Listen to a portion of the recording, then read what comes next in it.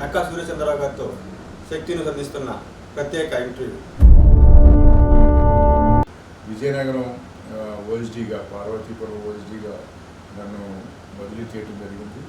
ఆ పార్వతీపురం ఓఎస్డీగా ఉండగా కూడా విజయనగరంలో సెకండ్ ఫేజ్ రావడం జరిగింది. కరోనాలో రెండో టైము.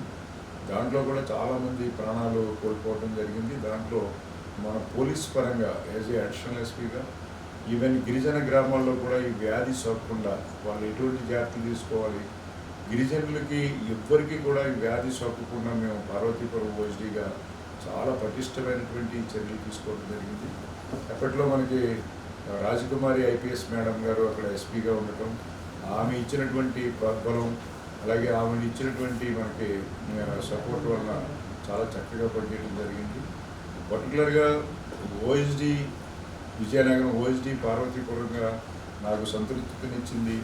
ఈ కోవిడ్ వైరస్ సెకండ్ ఫేజ్లో మేము అందించినటువంటి సేవలు, అలాగే యాజ్ ఏ ఓఎస్డీగా విజయనగరం అలాగే ఒరిస్సా బార్డర్లో ఉన్నటువంటి చాలా ఇంటీరియర్ విలేజెస్లో గిరిజన గ్రామాల్లో మేము సందర్శించడం, ఆ గిరిజన సంక్షేమం కోసం వాళ్ళకి రోడ్డు సౌకర్యం కల్పించడమే కాదు, వారికి కనీస వసతులు ఏ విధంగా అందించాలి, వాళ్ళలో ఎటువంటి చైతన్యం కల్పించాలనే దాని మీద నా పోలీసు సిబ్బంది అంతా కూడా ఏఎన్ఎస్ పార్టీ అంతా కూడా ప్రతిరోజు ఆ విలేజెస్ని విజిట్ చేయడం, వాళ్ళతోటి మమేకం అవ్వడం, ఎన్నో కార్యక్రమాలు మేము చేయడం జరిగింది.